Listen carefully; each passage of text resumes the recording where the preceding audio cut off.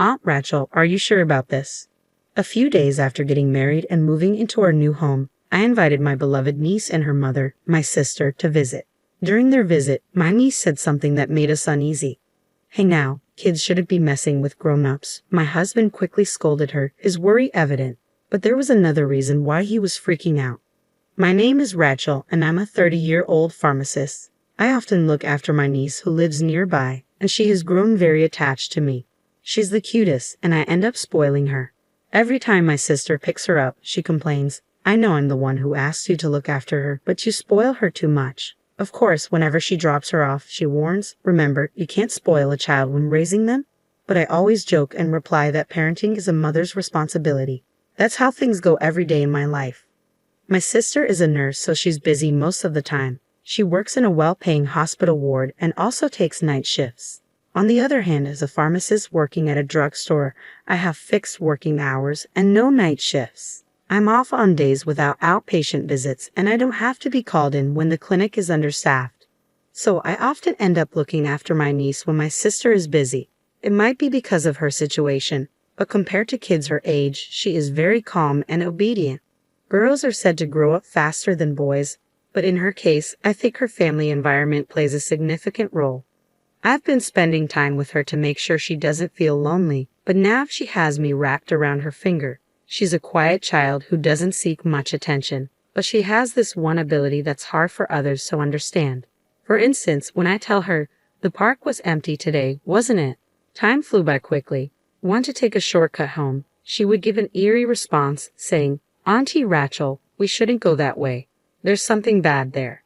Let's take the long way around." Incidents like this happen often. What bad thing? I've heard that children have heightened senses that allow them to see and hear things we can't, but is that for real? To be honest, I don't fully believe it. One day, a regular male customer at the pharmacy asked me out for lunch. When you hear regular at a pharmacy, you might think he's sick, but that's not necessarily true. This man got injured while working and is just getting treatment, so he's healthy overall. In the beginning, he visited frequently, and we casually chatted. His injury was healing well, and we were talking about him maybe not needing to come anymore when he asked me out for lunch. After a few lunch dates, he invited me out for dinner, and we had drinks at a rather fancy bar. I started to let my guard down with him and even shared some personal things about myself. It started to dawn on me that crossing that line into a relationship was just a matter of time. Then he proposed to me very passionately. "I want to get married to you right now. I can't imagine my life without you, Rachel." Hearing him say that made me incredibly happy. I was overwhelmed by the realization that he needed me in his life, and I found no reason to reject him. So I accepted his proposal, feeling as if I were being drawn into it. To my surprise, he picked me up in front of everyone, laughing like a child. I found that side of him charming. "Let's have a ceremony just for the two of us right now," he suggested enthusiastically. He mentioned knowing someone in the bridal industry who could host and prioritize our wedding ceremony. While I was delighted, I still wanted to be blessed by our loved ones at our ceremony, so I turned down his suggestion. His disappointed face honestly made my heart ache, but I wanted our union to be blessed by others more than anything else, so I chose to stick with my decision. Even though he looked disappointed, he respected my feelings and withdrew his suggestion quite easily. That was another thing I liked about him. The very next day, which was the happiest day of my life, I shared the news of our engagement with my older sister before she went to work. Seeing her joy, as if it were her own, made me relieved that I didn't have to rush the ceremony. As I was happily recalling yesterday's events, he texted me saying he wanted to see me. When we first started dating, I remembered him mentioning that he had a younger sister. However, I was surprised to hear for the first time that his sister was hospitalized at the moment. When I asked why he hadn't told me earlier, he explained that he didn't want me to accept his marriage proposal out of sympathy for him. He also pointed out the possibility of the opposite happening.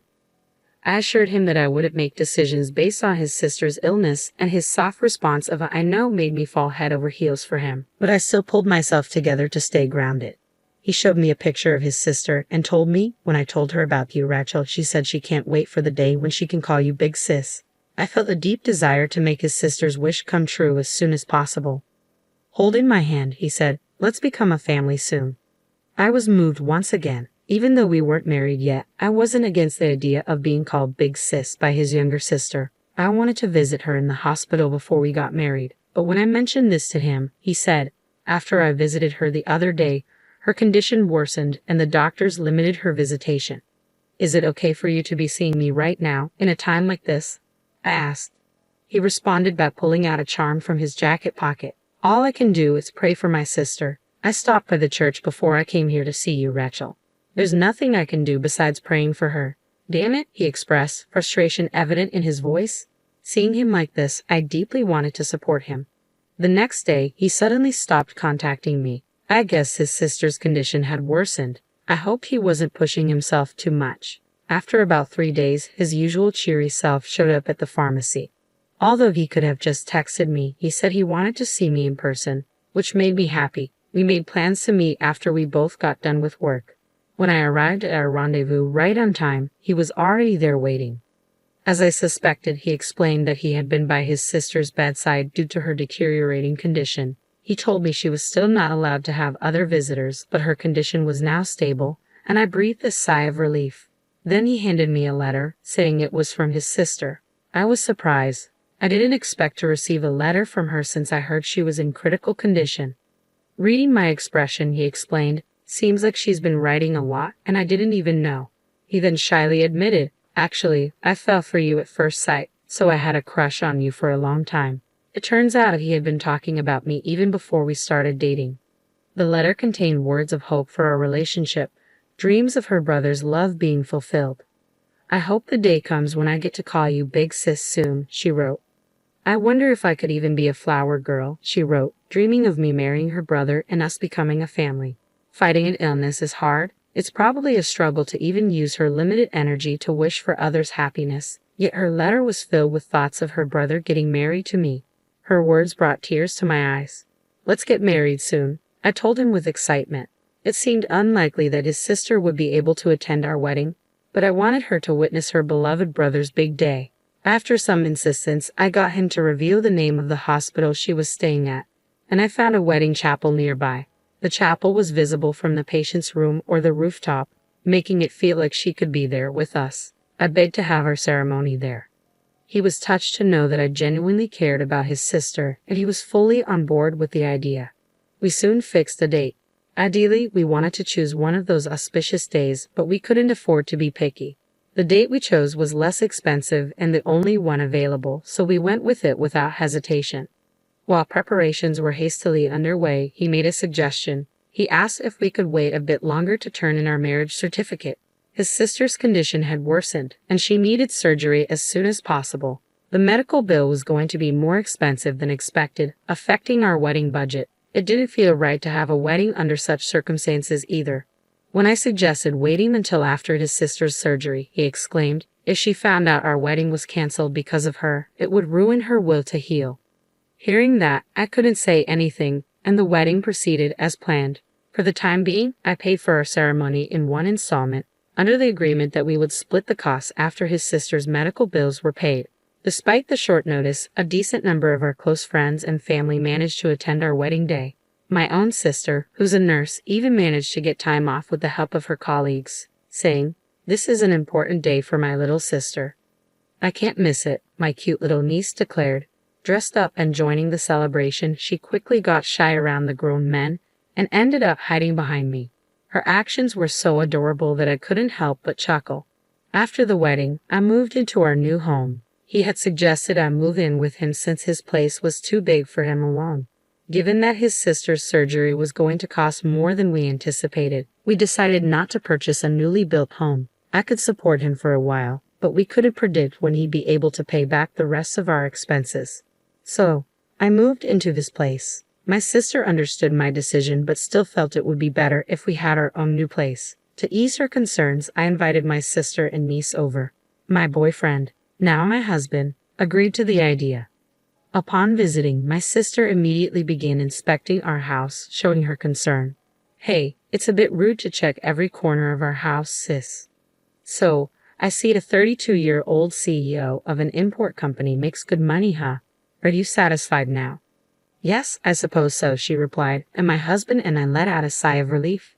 The only downside was that moving here made it more difficult to frequently babysit or take care of my niece. It was too far for a 5-year-old to travel alone, and with my duties of nursing my husband's sister, I was too occupied. That's when my niece, out of the blue, said something eerie. "Rachel, I think you should leave this house." "Huh? Why?" "Because another woman is already living here." "Hey, even if you're a kid, there are things you should and shouldn't say." My husband angrily turned towards my sister, questioning her parenting. "Can you perhaps see her?" When my niece nodded yes, my husband's anger seemed to dissipate into fright. "My niece is quite sensitive. Perhaps you're not good with this kind of thing." No, that's not the issue. Kids shouldn't be messing with grown-ups." "I'm not messing with you. It's someone you know really well. A woman with her black hair always tied back, thin eyes, slightly overweight, with a mole near her eye." My husband's face turned pale. He was clearly scared, but it seemed like there was something more to it. What confirmed my skepticism was my niece's next question. "What's your real name, Uncle? You use so many, have you forgotten it?" Even trembling, my husband raised his voice. "You little brat, don't spout nonsense. Hey, don't yell at her just because you're scared." "Shut up." My husband shoved me away. He seemed more than just panicked with fear. Even if what my niece said was strange, it always turned out to be true. My usually gentle husband wouldn't change this drastically without reason. I couldn't shake the feeling that he wasn't just reacting out of fear. I whispered to my sister and asked her to check inside my husband's bag in the meantime. I decided to give up for the time being to get my husband's attention. "I'm sorry, my niece was out of line." It's okay as long as you get it. Dang, my precious day off got ruined because of all this." He glared at my niece, but she wasn't bothered. She simply looked away with a stoic expression.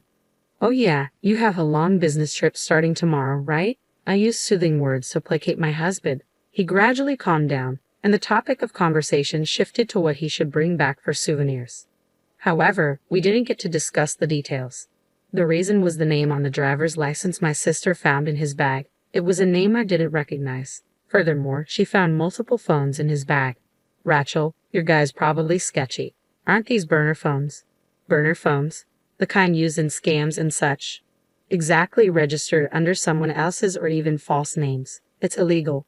"And what if it is?" "Thanks to that, Rachel's been eating well and enjoying fancy dates, hasn't she?" he said, as if I was his partner in crime. "Cut the crap. My sister is nothing like a piece of trash like you." My sister snapped back. My niece, still stoic, said, "There's a woman clinging to him like she'll never let him go." "Watch your mouth, kid. Even if you try to scare me, I won't fall for it again," he retorted. He seemed less fearful and more brazen now that his true identity was starting to be exposed. The fact that he wasn't trying to escape showed his confidence in not getting arrested. He seemed almost inwardly laughing, so assured he was, until the moment his world came crashing down. That moment came when several policemen burst in, shouting "Police," and surrounded him. My sister had already found the driver's license and called the police before telling me. All our conversations had been overheard by them. There had already been several complaints filed by different women, and the man's description matched those provided. The police were eager to catch him in the act if possible, and the situation was ideal. My sister didn't want to let him escape and wanted to protect me. It was a miraculous arrest with our interests aligning in an instant. Since we hadn't formalized our marriage, the man had no legal claim over me. The man I had thought of as my husband was now just a criminal being taken away, and I could only watch in stunned silence. Later, during the police interrogation, he seemed to resign himself, or perhaps calculated that confessing would lighten his punishment. Without causing any further trouble for the police, he spoke surprisingly honestly. He admitted he intended to commit marriage fraud against me and drain me financially, likely for the medical bills of his non-existent sister. He also confessed to killing a woman he had previously dated during an argument about his true identity, which she had threatened to report to the police. Although he was frightened when my niece spoke up, he didn't seem to fully believe her, which might explain why he confessed. The police informed me of everything. The night he was taken away, he woke up in his cell choking with long hairs entwined around his neck. He confessed his wrongdoings, fearing he'd be cursed otherwise. When I asked him if it was true about the hair, he laughed and said, "Of course not." He insisted he had finger marks around his neck, but apparently he was the only one who could see them. It seems that some people, when they've committed a crime, are overwhelmed by guilt and resort to escapism. Yet, remembering the image of the woman my niece had described sent chills down my spine. As the investigation proceeded, according to the man's statement, a woman's skeleton was discovered in the woods. It made the news, and when the woman's photo was released, it matched my niece's description perfectly. My sister and I were filled with renewed fear. The man's fraudulent activities were also reported in the news, and more victims started to speak up. It seems like his list of crimes is only going to grow. The man was sentenced to severe punishment behind bars. Inside, he had to be terrified of the woman's spirit every day. I was simply astounded at my lack of judgment in having once decided to marry such a man. The trial for the incident in which I was victimized has ended, and I am finally free from everything. However, I've had enough of marriage. I moved back near my sister's house, so I'm still looking after my niece. Today, while I was dropping her off at my sister's house, I opened up to my sister about my hesitations toward marriage and love. She said, "You're just saying that now. You never know where or when you'll meet someone. You could fall in love after you leave here today." She didn't take it seriously. Time passed, and summer came. Every year, I take my niece to the local summer festival. This year, as I was walking hand in hand with her dressed in her new sundress, a man walking in front of us dropped his wallet. I picked it up and tried to call out to him, but my voice didn't reach him due to the loud surrounding noise. I picked up my niece and jogged to catch up to him, returning his lost item. He thanked me and asked to treat us to something. This sparked a connection between us. In the end, the three of us had a blast at the fair that day. "You're lucky, Rachel. You've been tied to this man before you were even born." "What? Hey, what are you saying?" I blushed deep red at her words, which seemed to make him blush as well. "You never know where love will find you." My sister's words flashed in my mind as fireworks lit up the night sky. I had a feeling that a new romance was on the horizon.